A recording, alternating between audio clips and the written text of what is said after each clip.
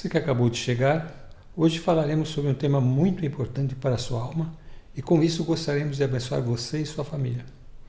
Então deixe seu like, se inscreva no canal e compartilhe com todos eles.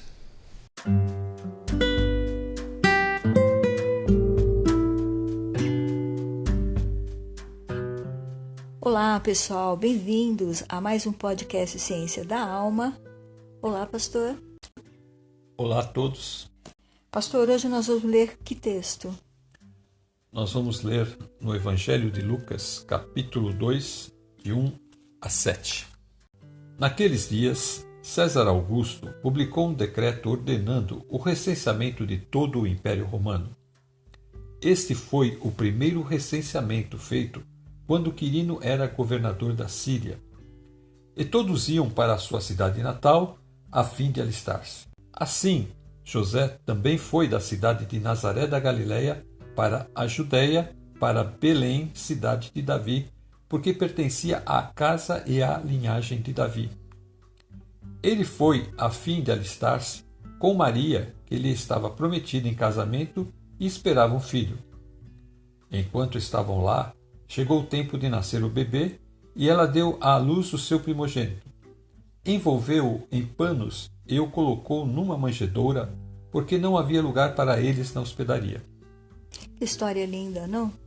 Que momento que tanto José como Maria estão passando. Não é? Um momento na história delicado. Ela grávida e esse imperador resolve fazer esse decreto. Ela tem que viajar de Nazaré até a cidade natal deles, porque tanto José como Maria eram dessa cidade, seus ancestrais. E são só 128 quilômetros, pastor. Naquele momento, aquela época, né? É muito difícil você viajar, porque os transportes não existiam praticamente, eram só animais. Então nós vemos que o verso 1 diz que César Augusto, ele decretou um recenseamento, todo o império. E Lucas, para situar aquele momento da história, aquela data, ele então coloca também mais um dado aí no verso 2, que aquele foi o primeiro recenseamento feito quando Quirino era governador da Síria. E o verso 3 já diz que todos iam para a sua cidade natal a fim de alistar-se. Então houve uma movimentação das pessoas saindo dos seus lugares onde viviam e começaram a ir para as suas cidades de origem, sua cidade natal. E o verso 4 diz que José também fez da mesma forma. Ele sai da cidade de Nazaré da Galileia para a Judéia, para Belém, a cidade de Davi, porque ele pertencia à linhagem de Davi. E é interessante que aí da onde que eles vêm, de Nazaré até chegarem ali para Belém, o trecho é todo montanhoso, né? Ela já prestes a ter o bebê. Ele não quis deixá-la, né, sozinha nesse estado. Ela também não queria ficar sozinha, porque ela podia ter ficado com os pais ou então com Isabel, mas ela preferiu ir com o marido. E aí eles estão indo para a cidade em que pertencia a casa e a linhagem de Davi, que eles estão indo para a cidade de Belém.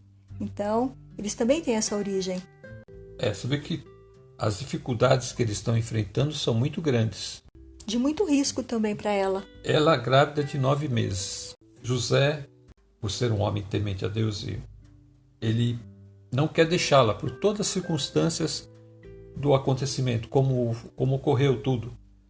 Então ele prefere levá-la consigo. E ela também quer ir com ele. Exatamente, eles querem ficar juntinhos. E era necessário que isso ocorresse, né? Que eles estivessem juntos ali na hora do nascimento do bebê. Nós temos um versículo, em 1 livro de Samuel 17:12, diz: Davi era filho de um efrateu de Belém de Judá, chamado Jessé. Este tinha 8 filhos e já era idoso na época de Saul. E no verso 58 do mesmo capítulo, ali diz: E Saul lhe perguntou: De quem você é filho, meu jovem? Respondeu Davi: Sou filho de teu servo Jessé, de Belém. Então, tá aí, né? Tudo cooperando para as promessas que o Senhor falou que o Messias viria deste lugar. Está dizendo que eles foram se alistar ali e que Maria estava prometida em casamento e esperava um filho. Nós já conversamos, discutimos sobre isso no episódio passado, que esse prometido era um compromisso como se fosse um casamento. Mateus 1, 24 e 25 diz: Ao acordar, José fez o que o anjo do Senhor lhe tinha ordenado e recebeu Maria como sua esposa. Mas não teve relações com ela enquanto ela não deu à luz um filho, e ele lhe pôs o nome de Jesus. Ele está explicando no sonho para José que tudo isso aconteceu para que se cumprisse o que o Senhor dissera pelo profeta. A virgem ficará grávida e dará à luz a um filho e lhe chamarão Emanuel, que significa Deus conosco. Ao acordar, José fez o que o anjo do Senhor lhe tinha ordenado e recebeu Maria como uma esposa. Então, José toma a esposa, mas aí está dizendo que no versículo 25, que ele não teve relações com ela enquanto ela não deu à luz a um filho. Então, quer dizer que eles ficaram juntos, mas eles ainda eram prometidos. Por quê? Porque não havia ainda o ato, conjugal sido consumado entre os dois. Isso vai só ocorrer depois aí do nascimento do bebê. Aqui no livro de Lucas, no capítulo 3, no verso 1, nós temos aqui uma descrição de Lucas dizendo todos os governadores daquela época. Ele está datando o tempo em que Jesus vai iniciar o seu ministério, que depois nós vamos ver o verso que fala que Jesus vai iniciar o seu ministério com 30 anos. Então diz Lucas 3:1, no 15º ano do reinado de Tibério César, quando Pôncio Pilatos era governador da Judéia, Herodes, tetrarca da Galileia, seu irmão Filipe, tetrarca da Itureia e Traconites, e Lisânias, tetrarca de Abilene. E nesse mesmo capítulo, no verso 23, Jesus tinha cerca de 30 anos de idade quando começou o seu ministério. Eles retrocederam 30 anos desse reinado dessas pessoas e chegaram à data de 6 a.C.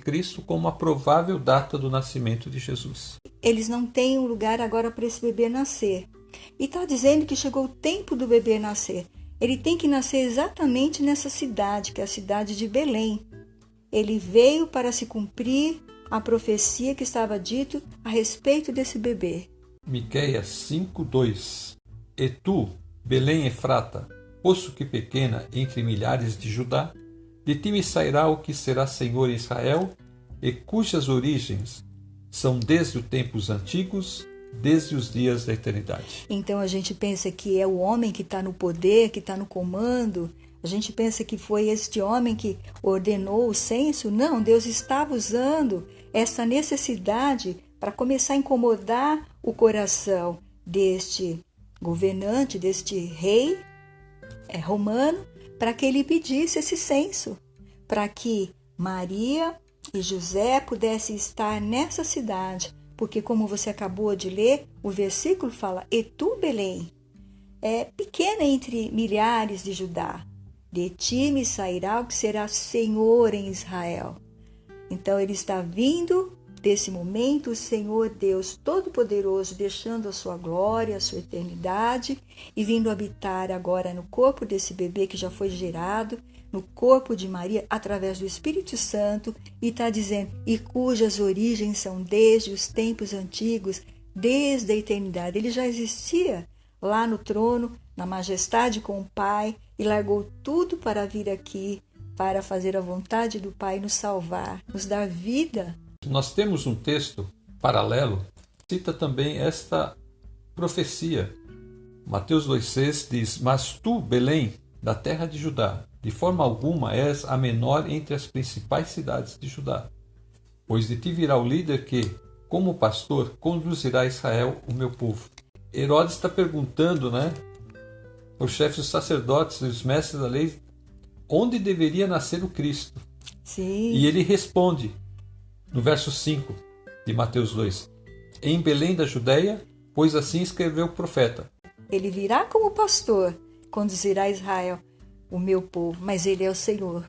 Ele é o Senhor da história, porque Ele você é o vê, Senhor, glória a Deus. você vê que ele conduz esse imperador a fazer esse censo que vai cumprir Amém. essa profecia. Sim. A profecia de que nessa pequena Belém vai nascer o Senhor, o Salvador do mundo. Isaías 9, 6, 7. Porque o menino se nos deu e o principado está sobre os seus ombros, e o seu nome será Maravilhoso, Conselheiro, Deus Forte, Pai da Eternidade, Príncipe da Paz. Então, o Príncipe da Paz, Jesus, o Deus Todo-Poderoso, está chegando aqui em Belém para trazer a paz a este mundo, aos corações daqueles que crerem nele. Incremento deste principado, versículo 7, do principado da paz que ele vai trazer, porque é a reconciliação entre o homem e Deus, não haverá fim, sob o trono de Davi e no seu reino,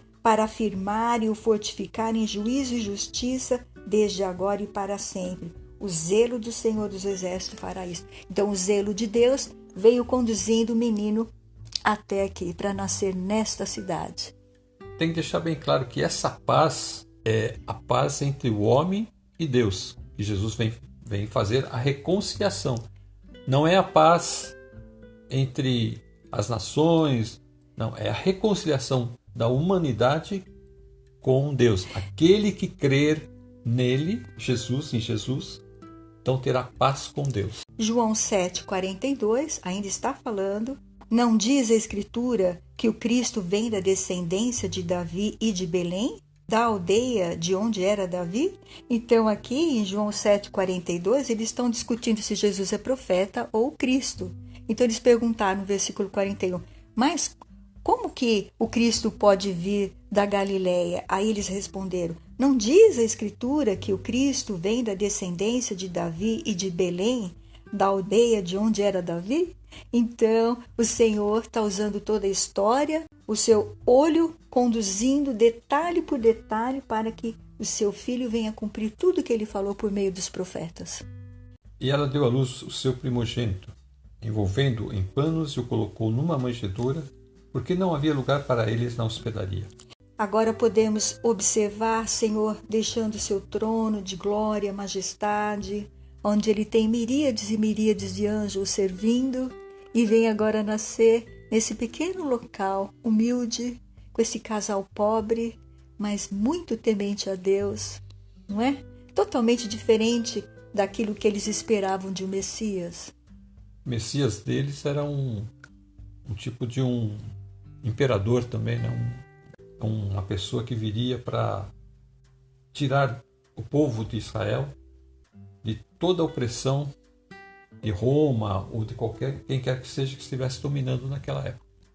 Mas não, Jesus nasce numa manjedoura, numa estrebaria, ali Maria e José, os dois sozinhos ali, sem nenhuma pompa, e ali nasce aquele que é o Salvador, aquele que é o Deus encarnado agora. E quando ele nasce, aquele bebezinho lindo, eles pegam na mãozinha, pegam ali no pezinho dele, passam a mão no seu rostinho, falam, olha, esse é o Filho de Deus, esse é o presente que Deus nos deu, Maria.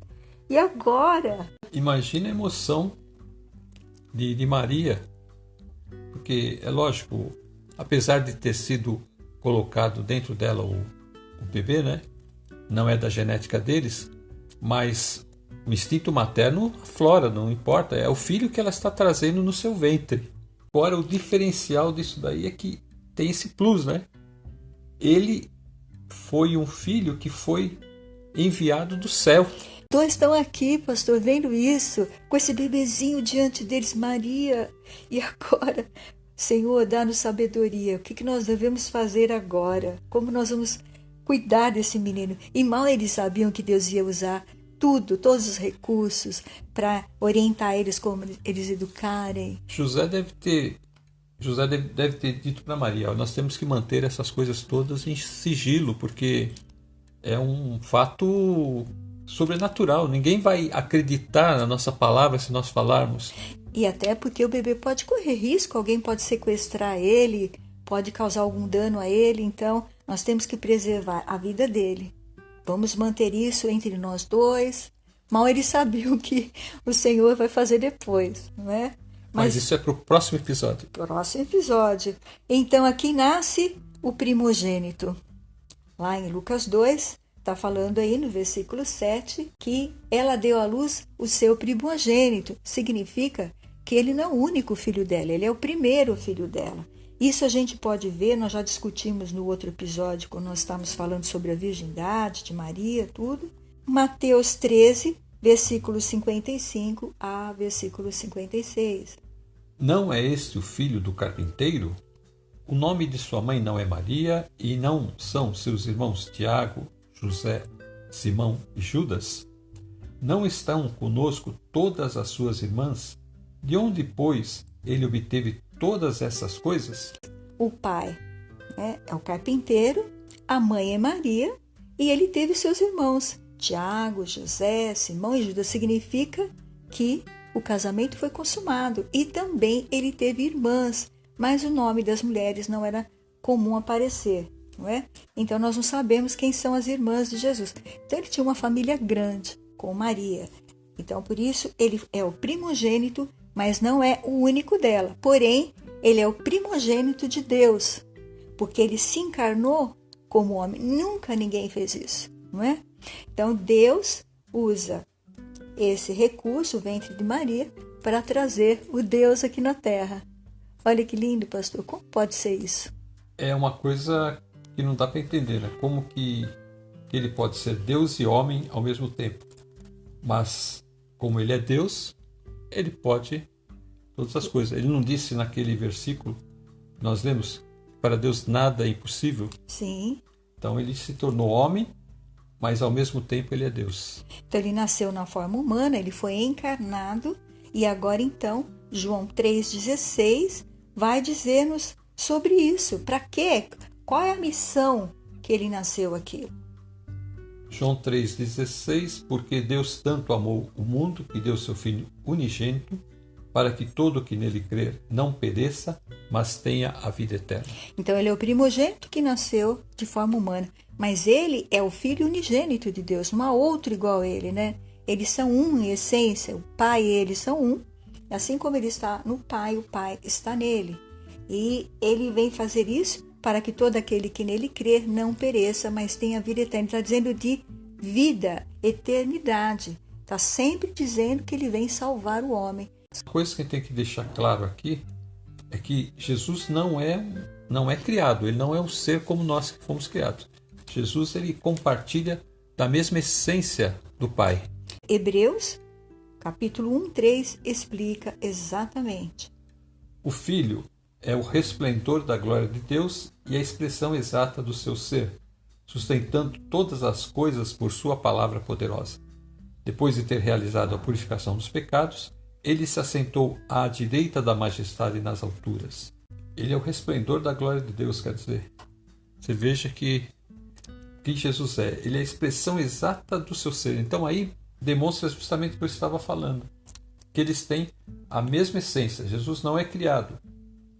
Aqui nós começamos a ver a doutrina da Trindade sendo mostrada. O Pai e aqui o Filho. E depois também o Espírito Santo. Todos da mesma essência. Aí também uma coisa interessante, que é um Deus somente em 3 pessoas. E ele sustentou todas as coisas com a sua palavra.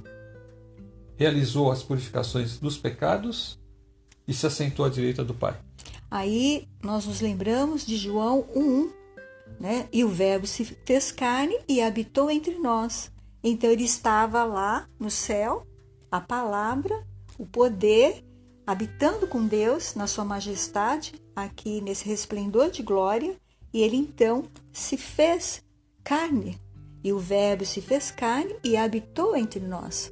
Então, Jesus tem esse poder, porque sustentando todas as coisas por sua palavra, o Verbo se fez carne e habitou entre nós. Ele é poderoso. E também agora, ele aí está revelando outra coisa. Depois de ter realizado a purificação dos pecados, ele assentou à direita da majestade nas alturas. Então, ele veio para morrer pelos nossos pecados e nos purificar. O ministério de Jesus aí fica bem delineado, né? Ele fez atos miraculosos, sustentado pela palavra de poder. Ele fez coisas, curas, libertações. Ele ressuscitou mortos. Ele fez o mar se acalmar. Ele se transfigurou no monte. Eles viram a sua glória, viram ele ali com Moisés e com Elias.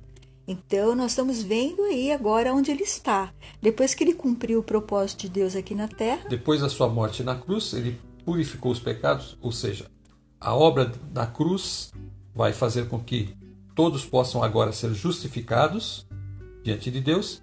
E aí então vem a assunção. Ele sobe aos céus e está agora à direita de Deus. Então, 1 João 4:9. Foi assim que Deus manifestou o seu amor entre nós. Enviou seu Filho unigênito ao mundo para que pudéssemos viver por meio dele. Foi justamente o que está acontecendo em Belém. Está nascendo o Filho de Deus. Ai, glória a Deus. Ali em Belém. E esse casalzinho está recebendo o Filho unigênito ao mundo para que pudéssemos viver por meio dele. Mas aí tem uma coisa importante. Nós temos que viver por meio dele por quê? Porque no estado que nós estamos, nós éramos réus de condenação. E o réu de condenação juridicamente significa o quê? Que haveria o julgamento e nós seríamos condenados à morte. Para termos vida, Deus envia Jesus. Quando vivemos por meio dele, por Jesus, então a justiça de Deus é satisfeita. Amém. Glória Então a Deus. esse viver por meio dele é o único meio de vivermos aqui, diante de Deus, E lá. e a eternidade. Então o Senhor está nos chamando agora nesse momento para que nós possamos receber o Salvador que nasceu ali em Belém, que está aí sendo acariciado por esse casal, que não sabe ainda o que vai acontecer. Esse nenenzinho acabou de chegar, nós estamos falando isso agora, ele acabou de estar ali, Maria está ali com José, acariciando esse bebê, olhando para o seu rostinho, para os seus pezinhos, para as suas mãozinhas, e ele está ali bem aconchegante com esse casal, não é? Então nós vamos saber nos próximos episódios o que vai acontecer com eles. Amém. Que o seu coração possa ser Belém agora, que você receba o Filho de Deus como seu Senhor e Salvador e fique alegre como esse casal está de receber o presente que veio do céu. Vamos encerrar, irmã? Vamos encerrar. Então você faz a oração hoje. Pai Santo, muito obrigada, Senhor, pela tua revelação, por esse presente tão glorioso que veio do céu e que chegou agora, Senhor, para Maria e José, nesse lugar tão humilde. Mas, Senhor, não é o lugar que é importante, porque para eles que é Jesus, o Deus vivo que vem de forma humana, o primogênito dentre os homens, o unigênito do Pai que veio para glorificar o teu nome e cumprir toda a tua palavra através dos profetas, através dos salmos.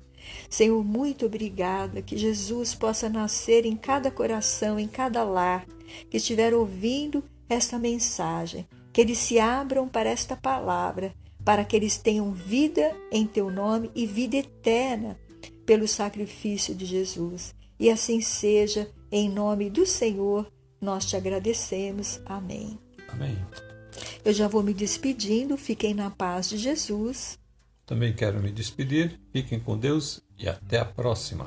Até a próxima.